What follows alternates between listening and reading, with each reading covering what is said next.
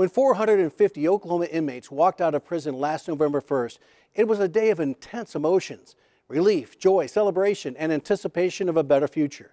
Those emotions were shared by the inmates, their families, their public defenders, and also by a dedicated group of law students from the University of Tulsa. This wasn't the case before, and Mr. Johnson was unaware of the memo. Morgan Hale is a second-year law student at the University of Tulsa. On Tuesday morning, she addressed the Parole and Pardon Board, advocating for the commutation and eventual release of 3 inmates. I am familiar with commutation because in 1996, when I was 2, my uncle was sentenced to life without parole for a nonviolent drug charge. Kevin Ott's sentence was commuted in 2018 by then-Governor Mary Fallin, and now Morgan is dedicated to helping free others, working alongside Tulsa County Public Defender Glenn Blake and Stephanie Horton with Oklahomans for Criminal Justice Reform. We wouldn't be able to help nearly as many people without our law students. They really are with us from the beginning to help locate people and identify people that we want to work with. They're able to go to prison with us and meet people and really form that relationship with students. And then they do the hearings, and so they are really representing someone at a hearing really early in their career. So they're integral to the whole process. Morgan and several of her TU Law classmates serve as paid interns for Project Commutation. Since the passage of State Question 780 in 2016, they've won the release of around 140 inmates, with 105 approved and waiting for the governor's signature, and about 250 more applicants currently in the pipeline. For the law students, I've just gotten incredible feedback about, just being able to actually take part in something that is, has such tangible results. And I think my hope is that as law students, they get this, and then it just gives them a thirst for more. Thank you, sir. Mr. Harding actually is here today for parole consideration in front of the board. We are fortunate enough to learn how to be good advocates early on.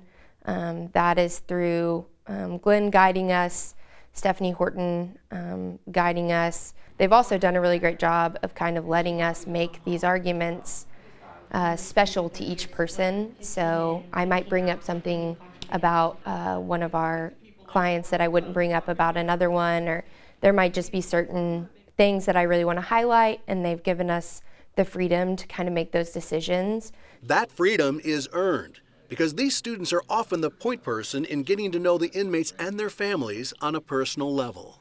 What we're doing is not just making the case for them before the Pardon and Parole Board, but we're trying to help them establish their lives afterwards. And when you start talking to families and when you start thinking about where somebody's going to go and what they're going to do after they get out, it's impossible, I think, not to have that kind of impression on your life.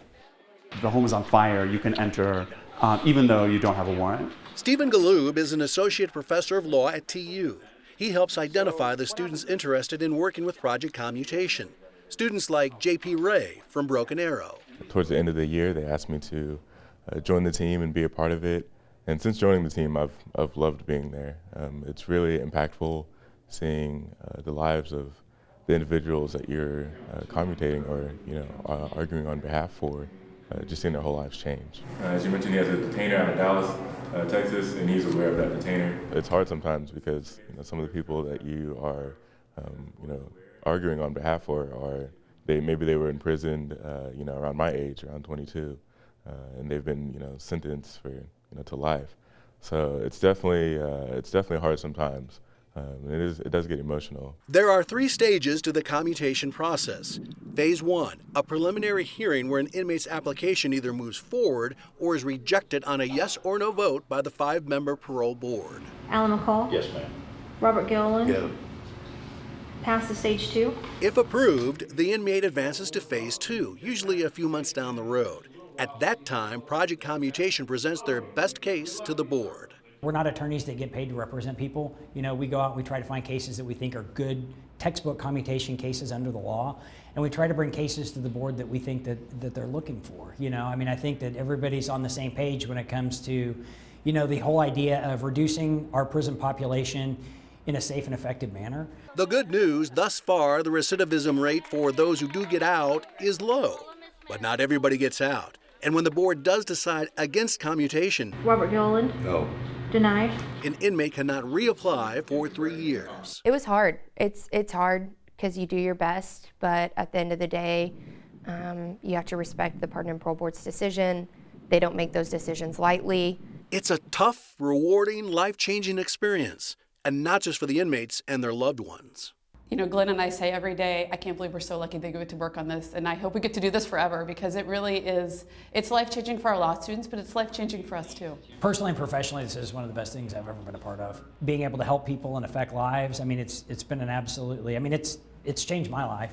The lives of Lester Havis and his family were affected on this day.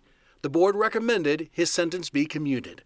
Another win for Project Commutation. I was passionate about it before I started Project Commutation, but now, more than ever, the Tulsa County Public Defender is going to be my home. And I'm excited to share an upcoming O&R exclusive with you. In the months ahead, we are going to follow Morgan and JP, Stephanie and Glenn from start to finish. We'll be with them when they first meet an inmate and their families and chronicle the entire commutation process that hopefully leads to a fresh start in life for a nonviolent offender.